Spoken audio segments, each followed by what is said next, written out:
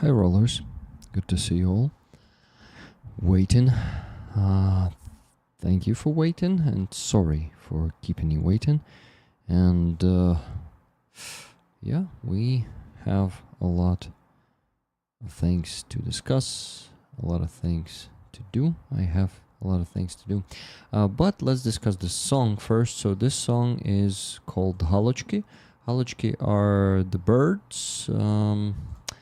Let's find the translation for that one. Give me a second.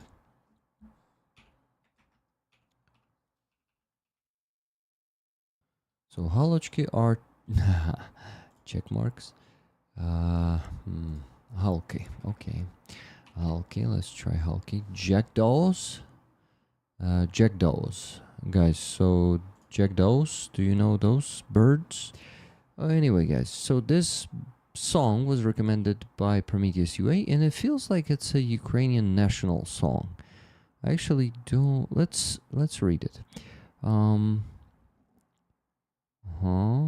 Oh yeah, I think it doesn't have much about this particular song, but it says that this band is taking Ukrainian folk songs and making them more modern, but this one sounded still pretty folk to me. I really like this song. Thank you, Prometheus UA, for providing us with this one. Very And much. how are you doing? I'm doing great, thanks. I'm doing great. A bit tired from the weekend, but all good. What about you? I am. Yeah, I'm also doing good. I overcame the COVID that I got about 3 weeks ago, so now I'm restored. Not having enough sleep, stress, Russians. Yeah, it's not only Russians. Some nights I cannot sleep because of Russians. Some nights my head is just keeps thinking and trying to understand what to do next. With many things in my life, or Yeah. and stuff like that. Sometimes it's just probably anxiety, and I don't like yeah, some parts of my mental health lately, but no big problems, no depression, no like any syndromes or stuff like that. It's just like hmm sometimes I have troubles falling asleep normally, so maybe it's something hormonal. I don't know, but in general, we're doing a pretty good job with this community. Amazing. Welcome. Hello. Anna, Hello. this is Yoni. He's from Finland. This is Hello. Anastasia, Hello. full Hello. name. She is from Kharkiv, and she lives in Kharkiv, actually. Not just from Kharkiv, Uh-huh. but she keeps living there. So Yoni is actually a pretty good interviewer. I think he will have a few questions for you tonight. Anna, we also will have Aziza with us, and I know you like her company, Anna, and I think Yoni will also enjoy her company. But what? But also, I have some topics that I would like to discuss with you guys. What is happening there? What are you laughing? Nothing. I'm yawning like so much that I might as well just don't, permanently sit like this. Yeah, it's just been a difficult couple of days, so that's Can you why. please tell us about Yeah. these couple of days, because it's really interesting what is happening in Kharkiv. Just a ton of work that we had to do with like multiple things. Like Devin went on with Devin, a friend of mine who was here doing stuff. He's an independent journalist. He went with the 113 Brigade to film the how they take down drones and like go full on with them. And I had like coordinated a lot of stuff there for him to to do this and to actually get access to it, because obviously it's a big, you show in anti-air stuff, you show like a lot of things that is dangerous to publish and everything like that. We want to do like a full documentary basically on them, on 113 guys. And Also then we worked with like with very interesting stuff. I can't say that much about it, but it's like basically the coordination center of the SNS and how they work, so how they track missiles, drones, how they warn people, how they coordinate with firefighters, how they coordinate with Wow. ambulance, how they coordinate with the fire, with volunteers who help them, how they do all of that. Like how we moved from heaven in Kharkiv, we have the best reaction time by far in the best coordination between the all the services. It's not me like hyping Kharkiv up, it's just objective fact.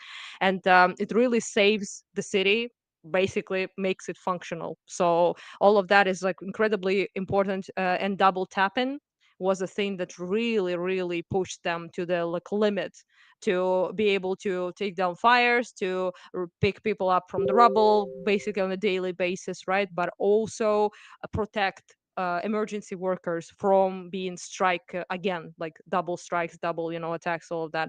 And how many rescue workers died as well due to double taps and all of that. Is just a super complicated process, and it's like so sophisticated that I was like genuinely shocked that we were allowed to see it, because it's like a movie criminal, like this American movies when there's like this monitors everywhere and people like type in shit and like spy stuff.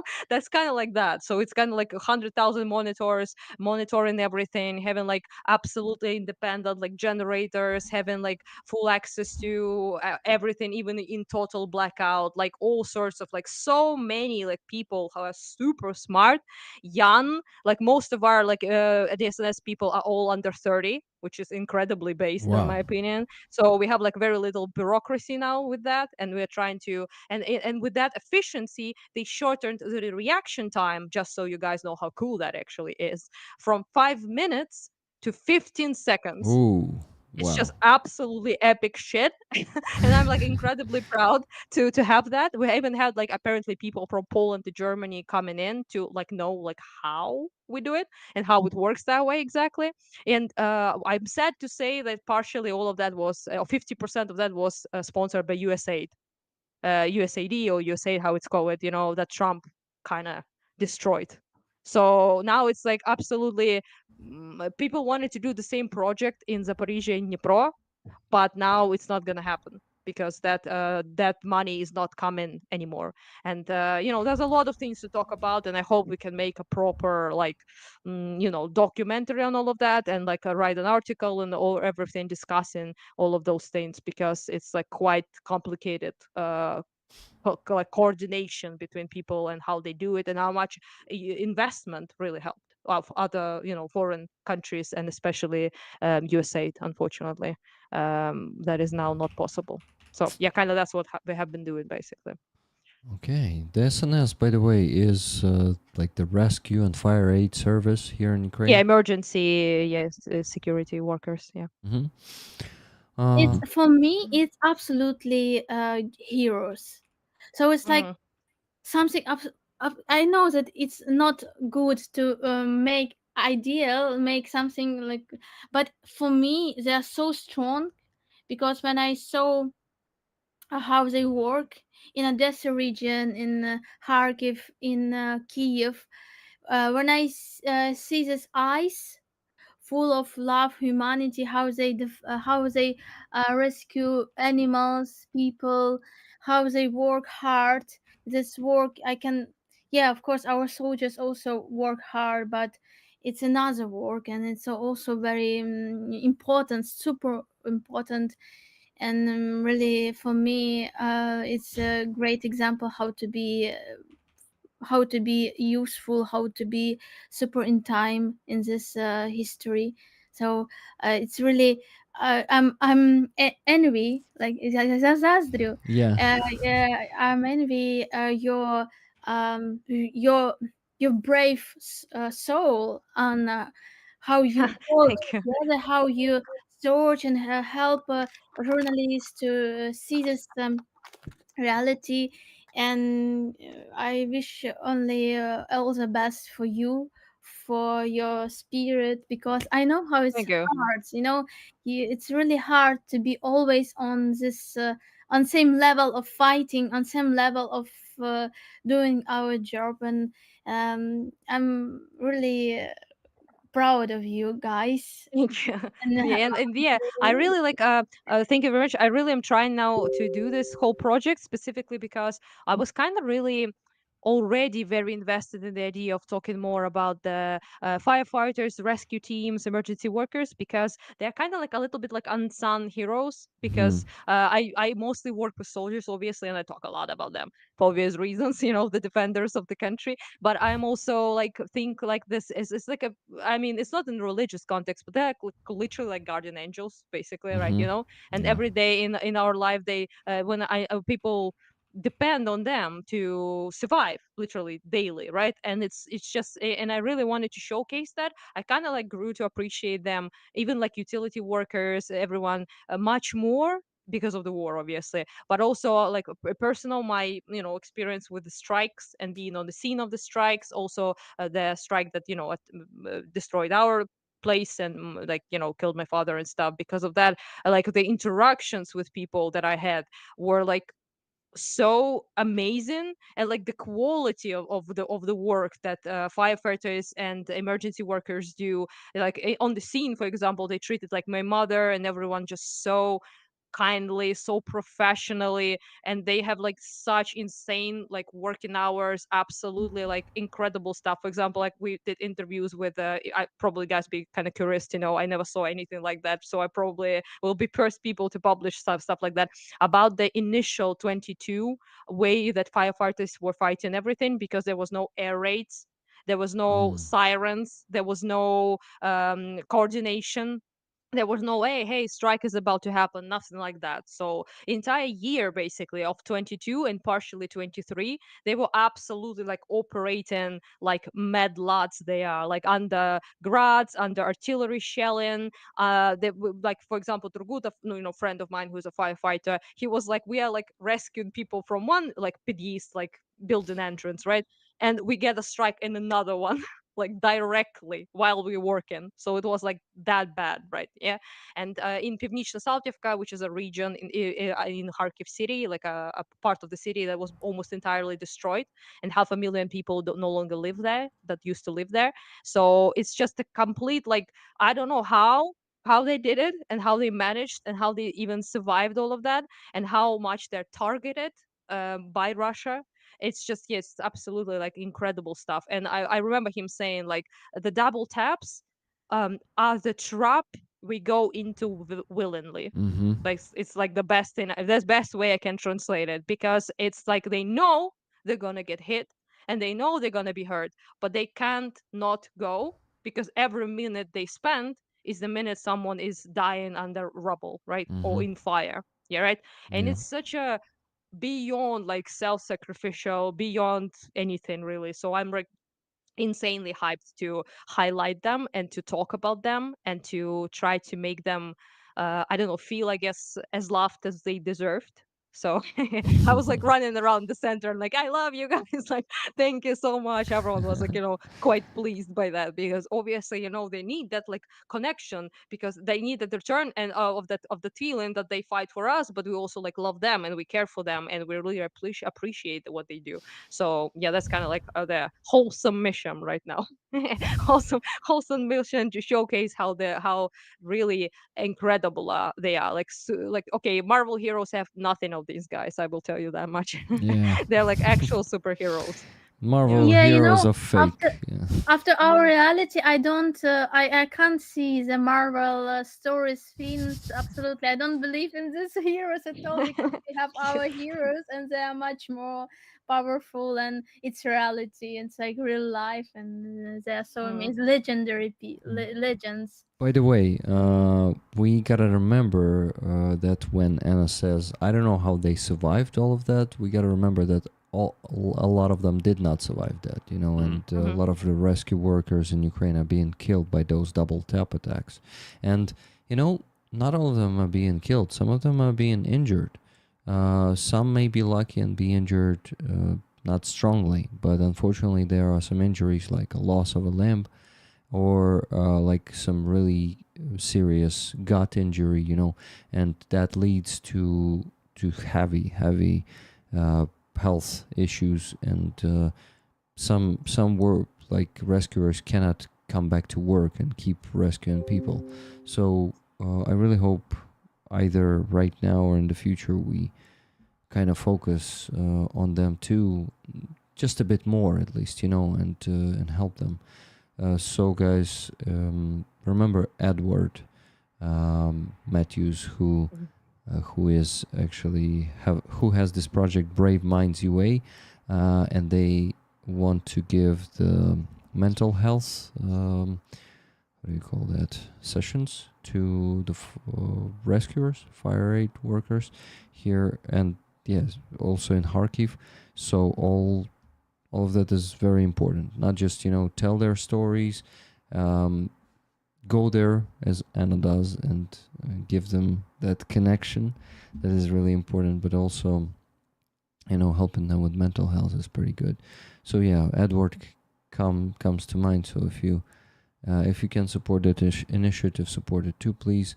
Of course, there are so many initiatives these days, then that to support all of them is really hard, getting really hard.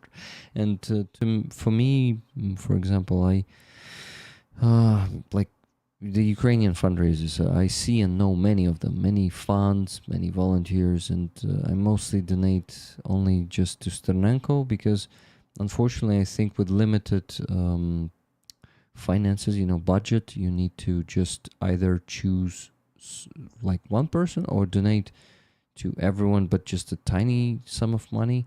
I still try to donate to like other campaigns and other fundraisers that I see online, like every second day, sometimes to two of them, but sometimes I have to like just pass some fundraisers, and it feels bad, and I just know what the hell to do with that. Earn more money. I think that's the only solution to that.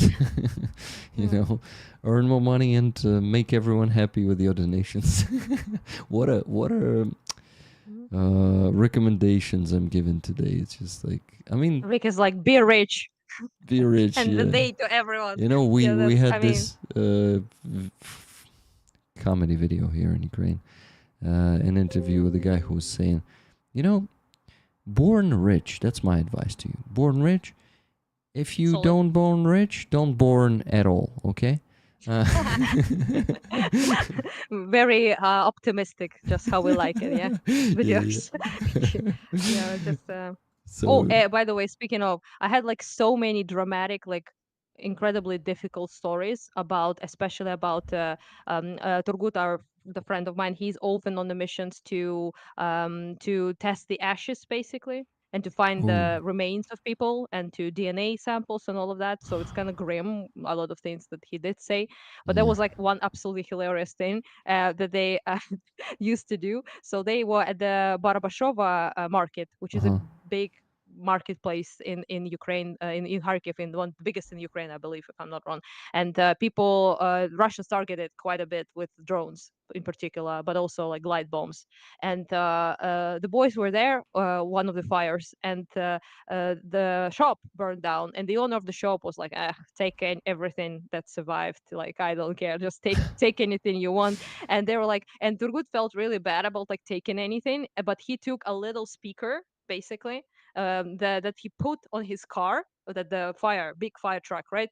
And he was blasting like Vova Yebashech song. And like, so it's like Vova fucked them up like song about the Russians, and also like all sorts of like patriotic, like nationalist songs, and also like Slava Ukrainian on the speakers. And like it's so hilarious to think about, because in 22 there was nobody really like on the roads, like full on like ghost town, like Russians with tanks, corpses, all sorts of things, okay, lying down, and only like this car just goes through the roads and blasts like music and everything. And they really like enjoyed themselves doing that. And they have like block posts with military, our boys, like soldiers and stuff, and soldiers be like like saluting them. And yeah, that was like just a lot of things like that. They had like this one guy also they were like taking down fire near Tsirkuni. Tsirkuni is like a little village near Kharkiv, and they got hit with massive grad strikes, so like artillery strikes from all over the place. So the boys were like, "Oh, we need to like go away now because otherwise we will the car would just literally get hit by a grad." So they were super terrified. They jumped into the car, started driving, and they were so in the panic and in terror that they didn't really even check the rooftop of the car. And so they're driving, like getting away from grass, the epic escape. And Turgut is like, is everyone here? Like counting all the boys, basically, like this guy, counting everyone. And he's like, where's Metro? Like, where's Metro? And they're like, he's in another car. Don't worry, like in another truck. And Turgut was like, sure? Like, are you be sure he's there? So they're driving away, and he calls another truck. And they're like, is the Metro there? And they're like, no, the Metro is on the roof of your car. Imagine this guy. He was like this, like a cat, basically, on the rooftop of a car. Like in a Old movie. guy, like 60 years old. And and he's like hanging there, and they like get out of the artillery range, right? And they stop the car, obviously, and they go out and they go, Metro, buddy, like we are so sorry. And he was like operating the ladder basically on the rooftop. And he's like, Lad, are you fucking nuts? He's about a lot of swearing basically. And they're like, okay, don't worry, you survived. Everything is good. Everything is glorious. And yeah, they were like calling him the rider of a truck after that because he was like actually epic stuff. So much shit to really tell, really, guys. I could be here like for hours telling the stories, but yeah, this is one of the funny ones You know, instead of the grim ones. I listened to these stories, especially the one with speakers, and playing all those songs all around.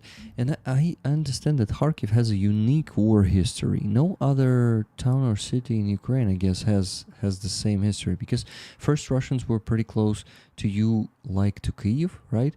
Then there was a They were in the city, Russians, yeah. In Yes, they Kharkiv, were yeah. in They the were in the city. city, yeah. Then Mhm. they were thrown away with the counteroffensive in 2022. Then and they could not hit you with artillery, but they started finding the new ways to hit you, and it's being Ah.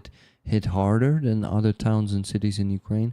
Like yes, Kyiv being hit pretty often and with big number of drones and ballistic missiles, but they don't throw glide bombs on it. It's not on in the range, and they don't send those Molnia drones, which are basically FPV plane drones, who Yeah. can precisely kill people on the streets.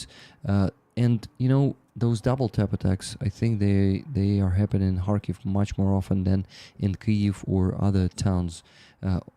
More like cities further away from the city. And those days when you did not have people on the streets, and then you also have these businesses who work during this time. Okay, tell us the story. Sorry. Tell us the story. Just you told us about the business, but there was this guy. I don't know if Yoni knows that because it's like a very Ukrainian sort of thing. But there was like this one dude who was selling pyrishki. We all know the type, like on the road is like selling like I don't. How it's called how it's called in English. Cakes, It's a pies with pies, yeah. potato and like Mm, cabbage, yeah, things yeah, like yeah, that. yeah. And like I know, imagine yeah. like literally nobody like on the road. The car with fire people is driving, blasting music, and this one lad is sitting like on the autobahn and still sells the pies. Okay, nothing will deter him. He will not be shaken by anything. So yeah, that's about the business is working. I saw that guy and I was like, what are you doing here? Like seriously? And he's like, pies need to be sold. And I'm like, yeah, dedication. That's Pies dedication. won't sell themselves, right? As we say in Yeah, Ukraine. yeah. There are a lot of so much like definitely like strange stuff. But double taps, you're right. They're like very common in Kharkiv and in Sumy and in Chernihiv. Those are probably Donbass, obviously, but other than Donbass, most of it is here. Like, and also glide bombs were like the biggest problem for a solid year, I would say. But in half a year, our guys discovered actually, which is incredibly innovative and amazing. Glory to our dudes. They discovered how to not allow them to reach the city mostly. Uh-huh. So instead of like 15 hits a day, it's like now a couple of them per week maybe. but it's used to be like truly like 10, 15 daily, and because of that, they now jam them to Mhm. make it like simple, like kind of like they are controlled guided bombs, so you can jam them apparently like you can jam similar to how you can jam drones, so they fall before reaching the city, so in the region basically, which sometimes is still not great, but you can at least avoid the city being blasted as much. And they always have to do that, be like step after step, trying to catch up with the Russians innovative new ways to kill people. Essentially, now we have that jet drones situation that we'll have to deal with somehow. And Kiev recently been actually attacked by the jet powered drones. And I don't know, like it will take us some time probably to figure out how to take them down. But yeah, a bit Are they weird over here. are they still using S-300 missiles on Kharkiv a lot? Because I remember at some point they were using air defense missiles, S-300 missiles, but they just programmed them to be ground-to-ground missiles instead. Do they still Yeah. do that a lot or less than before? Less, much less. They used to be like mostly it used to be like artillery and S-300 Mm, missiles from Belgorod. That was 22. And mm, then in 23 they kind of moved, they were pushed out, up after counteroffensives, and then they started using S-300 mostly, but also drones, and then glide bombs, just endless mm. cubs basically. After the cubs, now it's mostly Iskanders, and as missiles go, and also drones, just a Yeah. ton of drones like Shahed, Molnia, Mhm. Chernika, like some new shit Yeah, with idiotic name. I heard. I saw that on my radar, which is like I don't know, BlackBerry or something like that in English. Like what? Like I was like, yeah, I was reading like the messages, like usual Shaheds, Molnias, and like the usual stuff. Chernika, like what the hell is that? That's like a new thing, and you're like, oh, a new thing to kill people. Great, Yeah, amazing let's call stuff. it Blackberry. Blueberry or some shit. Black no, blueberry is a golubika. I think it's like the blueberry is yeah. I think chernika is blackberry in English. Blackberry, I'm get probably. confused with berries. They call everything Yeah, berries. me Strawberries, too. raspberries, blackberries. No creativity. Okay, So, guys, in the berry names. just so we were talking about the Russian drone attacks, among the other stuff, right? But I also want to um, rejoice the return of the oil refinery strikes that we started doing in Russia. So congratulations, my friends. I think the restriction was lifted by the American administration because, like most people say and think that this was the reason that we were not hitting that for half a year almost. It happened like once a month. Some oil refinery was hit, but not that often. So what do you guys think? And while you talk about that, I'll do a quick bathroom break. Gonna be listening to you because I'm curious what you were about to say. Thank you. Anyone wants to go or I can start. yeah, I mean, go on.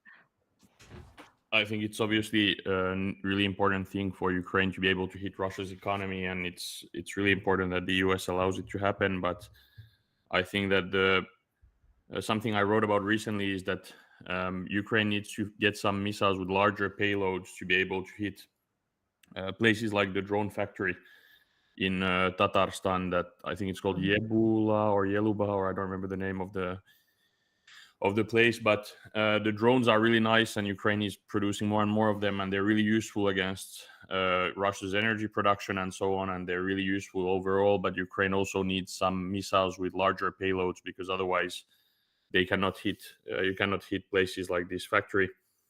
And because of that, I would really hope that the US would give Tomahawk missiles, but I don't think that's going to happen under Trump. So Ukraine needs to develop them on their own, and it's not impossible to do with the help of some Western partners, such as Germany, for example, which is investing in Ukraine's strike capabilities. So it's not impossible to do, but it takes time and resources. And I think that it would be key for European countries such as Finland and Sweden and Denmark and others to invest even more in Ukraine's own defense industry and invest even more in Ukraine's defense tech. Because, of course, Ukraine needs air defense, Ukraine needs all sorts of things to defend its civilians, but at the end of the day, the war is not going to end just by waiting for Russia to strike and then trying to shoot the drones and missiles down. It's just really important to strike back and to do it more and more and harder. And for that, the drones are really good, but they're not enough. Ukraine also needs cruise missiles and ballistic missiles, and a lot of work is being done behind the scenes for it. But hopefully, with some more funding and help from the West, it can be accelerated. So hopefully, it happens soon, because until now, Russia has been hitting with its cruise missiles and ballistic missiles, but it would be great to see Ukraine hit back with those as well. Yeah, 100%. It's kind of like a thing that we're dependent on. So, other people, which, sucks, but it is what it is. Yeah, Also, like with the Taurus conversation, yeah, dried up, I think, at this point, yeah, probably not getting that as well. But it's just, yeah, it has been a complicated thing because we have been restricted in so many ways, both by yeah. the simply the rules of war, like morals and all that sort of thing, because we are not, going to do same things that Russia does, obviously, but also restricted by our partners in the sense that the like long range strike prohibition that was lifted Mm, by Biden just before basically Trump came into power, yeah, really, and before that you can't really strike uh, at the you were not allowed to strike the archer essentially for a very long time, and with the glide bomb situation in Kharkiv in particular was because of the aviation flies. It mm, throws the bombs, goes back to Russia, and it's just kind of like you can't. They don't even leave Russia. Rather, they don't leave Russia. They yeah, just throw from there, from the airports, right? And all mm, you can do is like catch glide bombs with your face, as we joke, So mm, that's the only stopper, really. And before our guys came up with the German technology idea, which helped us, but this is mm. more of a like I don't know. It's like they say often that it's an innovation motivated by the lack of tools we have. So Exactly. you have to like kind of like be Mm, creative specifically because we don't have conventional means to do yeah, anything about.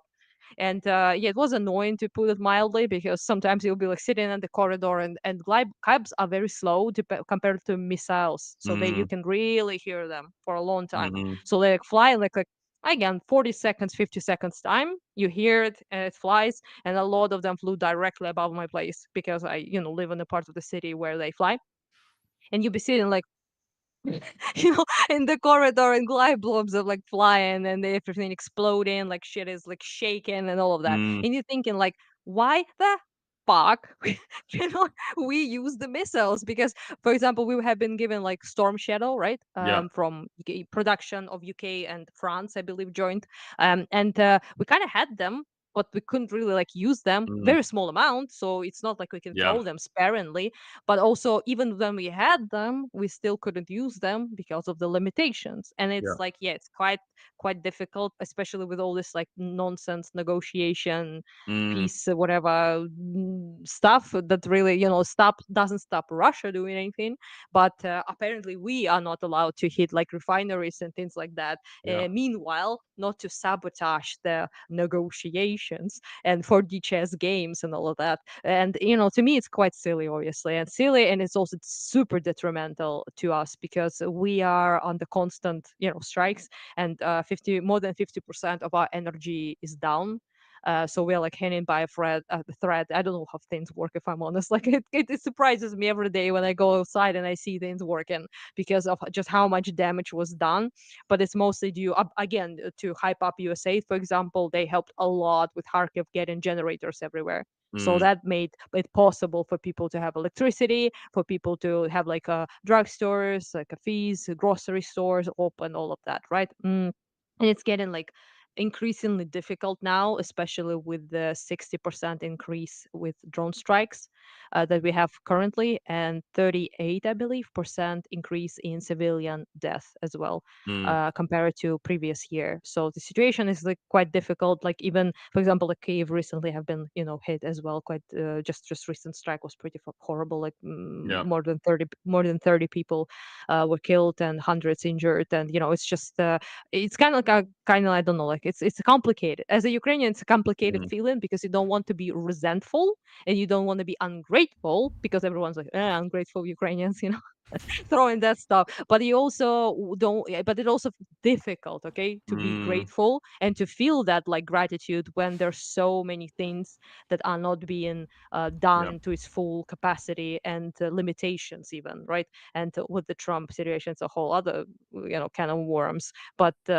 yeah, it's been difficult. I will say, like, for me to maintain this like positive attitude or like Mm, hopefulness in a sense of that whole um I don't know. And maybe things will be different if like Europe maybe like figures it out and like does the things that they need to do, because we are the mid shield, okay, we all know this, mm, but we cannot be like this. It sounds crude, but that's how it is, mm, we are but we cannot be that forever, really. no. So it's in the interest of everyone really to help us stop that whole thing from Yeah. spreading. And all those like World War III guys, like I wish they really were like afraid of World War III, because if they were really afraid of it and not using it just as a rhetoric to undermine Ukraine, then they would be like, yeah, sponsor them, because you want to stop that there Mm, without getting NATO involved, without getting other countries involved.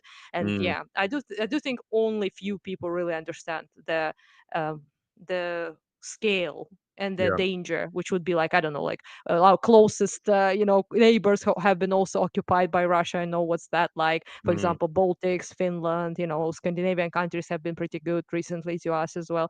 But yeah, Hmm. most of the people, especially in the West, are like absolutely, it seems like not. Maybe Merz will pull some shit off. Like, I was happy he won yeah. comparatively to Scholz, obviously. He seems Yeah. quite okay, but let's see. But Hmm. I think he's much better than Schultz overall. Yeah, Would can be already better. worse. If I'm for real. Like my people, like guys always call them it's rude, okay, but I will say it like limp dicked shorts. Mm, Basically, it's how they always call him. And limp wristed, I guess, is more polite way to say that. But it's just, yeah, it can be difficult, and we need like strong leadership in Europe mm, now more than ever with Trump, because it's sure as hell not going to be United States leading the Western world. So someone needs yeah. to pick up that mantle real fast. Exactly. And France and the UK have been quite weak when you think about it, because Macron and Starmer both have some potential and they could have done a lot of things, but it took them forever, for example, to restart the production of Storm Shadow missiles. They only did it Yeah. like 2 months ago or something, which is insane. They should have done it from the beginning. But, anyways, having Merz in Germany is really a big plus, and this restart of production of Storm Shadow missiles is a small thing, but it's still a very positive thing, because Ukraine already gets some of those missiles, and it means that there will be more in the future. Even if it's small Mhm. amounts, it's still positive. So there are some positive steps, but overall, it's just surprising how little Europe has done since Trump's election, because that was in November. It's almost been a year, and we've just been. I feel like we've just been playing for time and waiting, and European leaders Mhm. have been thinking that by looking away, maybe it will go away or the war Maybe will he just will stop. disappear. Exactly. Maybe it's all a bad dream that America Exactly. elected Trump. Yeah, I mean, understandable. Okay, if anything, I can understand that one. But Yeah. yeah, unfortunately, he's there and he's gonna be there. So we need Mm, to You know, roll out. I have the I no, it's really terrible idea, but Fazi last week said about the strike against the Russian production of drones, that we need um, intercontinental ballistic to do it. So it's like you could not even make it with mhm. Taurus, so it Yeah. has to be like Too nuclear far for weapons. Taurus. Yeah. So it's no, not nuclear weapons, but it's like they said, if you use if you use nuclear I weapons, see what you're doing. we will Give destroy us nukes. all your power to do the war. So it's only one point when they Europe or United States can do it, and it's really sad because we have to wait on something very terrible to stop them, because they really have this production very far from us. Mm, So, or we have to create again some strategy how to do it with open creative mind, like Ukrainian always did and do. But it's really hard to see this world that needs to see like victims, a lot of victims, a lot of tragedies to do it, to protect Mm. this this world. So you still have some family who are living in Crimea, some Yeah, relatives or? yeah, I have my mother. She lives in still in Crimea, and my sister and a lot of relatives. But like in general, my family, my mother and sister are still in Crimea, and they could not leave Crimea Mm, because of this long history of our deportation. mm, And this older generation, they did a lot to live in Crimea. mm, So my parents gave everything from um, oven house. So they built our house, and we had really difficult lives in the 19th, and they could not live just leave it. mm, And it's also very stressful moment for my mother to leave home, to leave Crimea, and to go through the Russian borders because of Russian filtration camps, filtration mm, process. Uh, when you will see, you will be visible for them. So like you live in your home and nobody knows about you, but when you are like try to go through the border, mm, this Russian system will catch you, will know you. mm. And it's also very stressful for my mother, and it's also hard to support them because Yeah. I do my work here, support army, I make my music, my art, uh, that is part of our culture, because I thought a lot about to join army, because it was a moment that I think that no, art music is nothing, just how you can make it in the time of the war. You have to just do work for the army on um, make this materialistic supporting of army. But after the time I realized that a lot of Russian support soft power, and they created a lot of projects, Mm, music, and they have great influence on the mind of the Europe and the United States. And so I understood why I should stop to do it. Be- because really our nation is now in the degradation. We lost a lot of years of development, and we have no a lot of artists, we have no a lot of thinkers, because many centuries, many years, we try to just to survive mm, the Russian terror, deportation. And this is why I begin to do my continue to do my work. And in this way it's hard to support your family, and it's hard because I know some such my friends, Crimean Tatars, they have the money, they have good work, and they said, I can support your movement through Crimea to and through the, because you could leave Crimea through the Turkey, through the another countries, to the mm, and you have to have money for this, have some, like, it's really hard to do, it's not cheap for this. But I can understand, if I will every day I do more and more work for, it I every day I begin to be more visible for, so I support army, and I'm mm, on the protest, I'm on the rally, because sometimes some Crimean Tatars didn't do it because they're afraid, because our relatives in Crimea is like hostages, mm, so you could not support it openly, because you will uh, like FSB can come to your home in Crimea and torture your relatives and imprison your relatives and say do nothing for army. And this is why a lot of Crimean Tatars soldiers, they hide their oven face, they hide surnames, and nobody knows about them. And so it's really uh, really hot question. So it's really Mm, important question how to be in the future when you yeah. will be more and more visible with your music, with all, everything you do for supporting army and for supporting Ukraine. Mm, But I'm a little bit maybe I'm not good child or not good daughter because I can't I do this with feelings that I have to do. I have to mm, support army, and I have to do it. And I hope just everything will be right with my relatives, and I will like help them in the critical moments. yeah. Yeah, I hope so too. And so far, has it been okay so far? They haven't had any trouble. Yeah, That's yeah. good.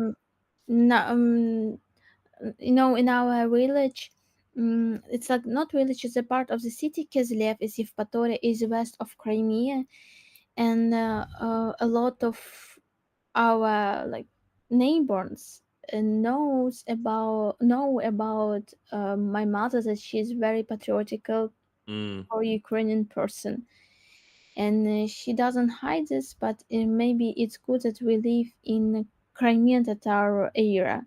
mm, We have know a lot of Russian people, yeah. and so but sometimes people are afraid even greet my mother because um, she's very she could not lie sometimes, Mm, and she like to troll people. mm, And this is why she sometimes she doesn't want to go out from the home because it would be in any case communication with different peoples, and especially in the town, because in the town there are a lot of Russian mm, soldiers, Russian people, because you know that 1 million of Russian begin to live since occupation in mm, 2014, 1 million Russian from Russian territories. And so it's like they change population absolutely in when you could not like you see just Russian faces, and they're really different. Even mm, this this communists that live in Crimea in our houses when we were deported in Uzbekistan. You know this history, yeah? And even these Russians and begin to live in Ukraine. So after the Soviet Union was destroyed, and this Russian that live in our homes and live in Crimea, and Crimea was a part of Ukraine. Through the years, they began to be better. They mm, begin to be like Ukrainian. Yes, they are like communism, Stalin, but in general, mm, they begin to know about the freedom, democracy in Ukraine, and even this Russian in Crimea. They are different. That's Russian from Russia, from Russian mm, Federation, because it's really interesting how in general Russian from Russian Federation for different regions. They're very I begin to like Aristovich said about I begin to say that they're stupid or something like this. No, but really they are different, and they it's really terrible to see like for them 70,000 Crimeans that are left Crimea, and you can imagine how really it's modern example of colonization. So they colonized Crimea many centuries, and now they again colonize with great power, and it's really terrible and very sad because we can understand that I don't know when we liberate Crimea, and it's like only uh, big trouble that can bring Russia to Crimea to Ukraine, for example, nuclear heat or something like this can mm, change something because Europe maybe still have illusion about Russia, and yeah, it's sad because I really want to that my parents, my mother, and this generation, old generation, will see justice and will see Ukraine. in Crimea. Yeah. Hopefully one day. Yeah. Uh, it's also interesting. Rick told about his grandmother, Mm. and about about our understanding of Russian world. It's interesting by you. Uh, how, did you think about Russia before the occupation of Crimea or before full-scale war? So I think Finland uh, knew everything much Fi- powerful yeah. than the Ukrainian. Finland is a weird country on that because in some way we all knew, in a way we've always been taught since we were children that Russia is bad and Russia always tries to invade us and so on. So in some way we were very aware of that, but at the same time, even if we were aware, we still, and we always had mandatory military service for men and so on, but still, even if we had that, our political leadership and our population, we still believe that we just have to live with this neighbor and we have to trade with this neighbor and so on. And we're not pro-Russian, but we still obviously were doing business with Russia and so on.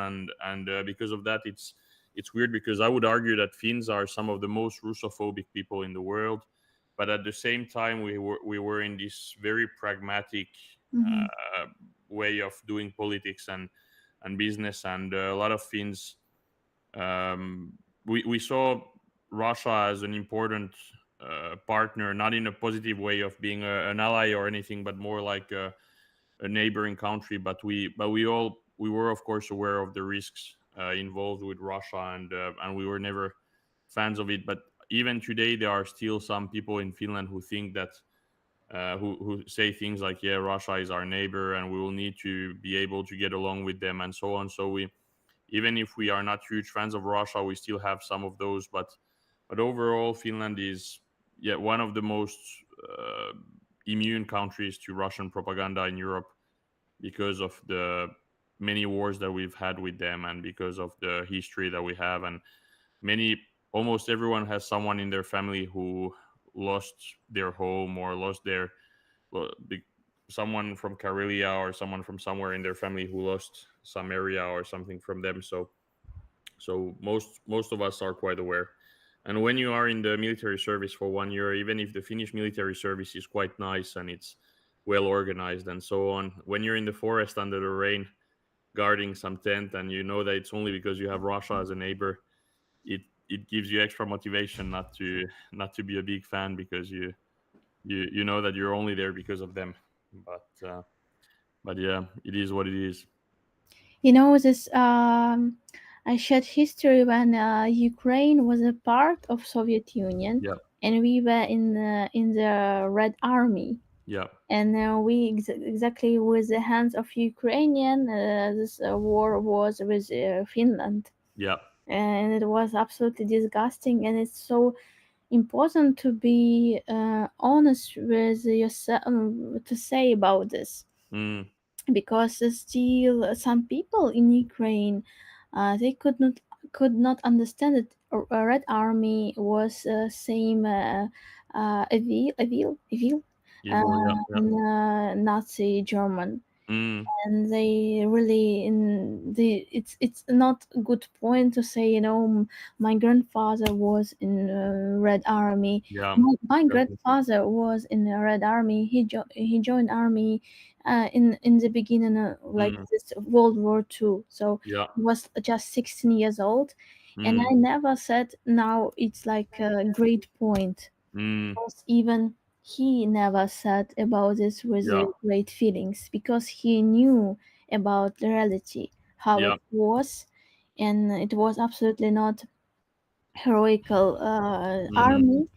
And a lot of our people died in this Red Army, not because of Nazi German or somebody like this, but because of our leaders, mm, generals. And but it's really important to understand that mm, Russian army is not so powerful without Ukraine. So That's true. together with Ukrainian soldiers, Mm, it really can be more effective, and it's really mm, important to really defend Ukraine from this world. And Ukraine is a great partner now for yeah. democracy, and people who can understand that we are fighting for human rights, for our future, for nature, for like just normal understanding of everything, and you have normal value of everything, not like this like terrible Russian world, Russian culture, about small personalities, and about how we can feel good feelings to the criminal, to Mm, the person who murder, and you feel, oh, I'm so sorry, like they said about Russian soldiers, like наши мальчики, like our boys. That's a good Russian say about Russian soldiers. yeah. That's true. And that's also why Russia tries to get Ukraine. It's because, as you said, they know that. I mean, obviously, it's never going to happen, but in their head, they think that if they want to be powerful, they need to have Ukraine as a part of Russia, and they also want Belarus and so on, and it would, on demographics and so on, it would fix a lot of their problems because they have too few men. But obviously, it's not going to happen, and it's a huge misunderstanding by Putin and by the Russian leadership to think that they could do it, Yeah. and it's great that it's not happening. In general, they took our children, like from Yeah, the territories that they occupied, yeah, and prepare them to the next wars. yeah, And in general, it's good biological weapons, like, yeah. because in any case we have good maybe we have good nature for our Hmm. people, and that is why they have good like state to Mm, be more effective. Maybe I'm yeah, not right, but it's really they use these people, mm, small young people, yeah. for the next Getting ready wars. for the future And war. these people can be more effective because they can be more brainwashed Mm, from the childhood. Um, guys, to keep it fair, I'm gonna be raffling this badge only from the tickets that you were buying on the stream. On the stream with Gook. So yeah, we're gonna raffle that badge only among the people who started buying tickets from that day and until the end of the stream. But this badge is gonna be raffled among everyone. So, and I think it's gonna be fair. I did not discuss it with you. I just made this decision. Sometimes, I actually have this privilege as a leader of this community to make decisions myself. So let's go 597. Let's raffle the patch of 54th Brigade. And it's gonna happen in 5, 4, 3, 2, 1. And we're rolling. Let's spin it. Oof. Falling asleep. And the winner is the batch of the 54th Brigade goes to number 83. Number 83, we're scrolling up to number 83. And who is that? That's Sousa from RP Mars. And Brian R was pretty close to get that one. He was number 84. And Sousa is winning the batch. Sousa, I really hope you're in the chat. If not, Congratulations. congrats to you. 74 to 597. These people are gonna be participating. Yeah, just to make it fair, because this was announced on Thursday, and we need to give it to one of the people who was donated from Thursday, right, guys? Sorry if someone will be insulted, but I think it's the right thing to do. So raffling this patch in just 5, 4, 3, 2, 1, spinning. And it's doing the sound, and then it slows down, and the winning number is 360, sorry, and 76. 376. Let's go and see who is that. 376. Gifted ticket from Laura S. Mr. Squiggle.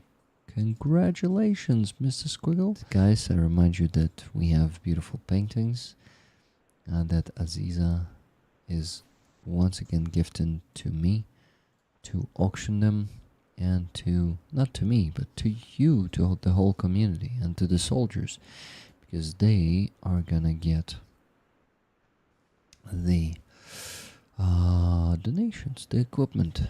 This time, Aziza, we are helping the Blackbeard group, and they will get the car. You will contribute to that. Thank you so much. Vibrant Aziza and Rick in ASMR mode. That's the winning combination. David Elston says, hope you have a quiet night, Rick and Aziza. Thank you so much, Brian. Sweet dreams and many blessings, Rick and Aziza. Wishing you a peaceful sky tonight. From Elvin Archer. Cheryl says, Kiramley flag color. Yeah, this painting, this beautiful painting that I'm displaying on the screen.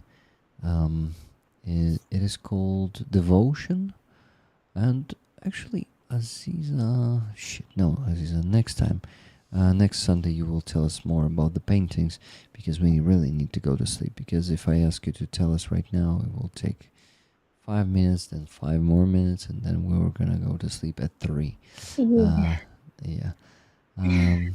Thank you, everyone. But yeah, the paintings are there. Place your bids, please. Yeah. And Aziza, before we go to bed, say something to us. It was great time together with so great people. I was so happy to be part of this great action of supporting great Ukrainian army and our fighting for the freedom. Thank you so much, dear friends. Thank you, Rick, for everything you do. Thank you, Aziza. Please take care of yourself. I wish you good night, good day, good morning, and see you next time. Hug you. Hugs, Aziza. Okay, then live long, prosper, and donate. And slava Ukraine. Героям слава. Bye. See you soon. Good night, everyone. Night. Bye-bye. Bye. Thank you for watching. Please like this video, leave any comment under it, and subscribe to this channel if you haven't yet. You can find the full stream recording. This clip was taken from here.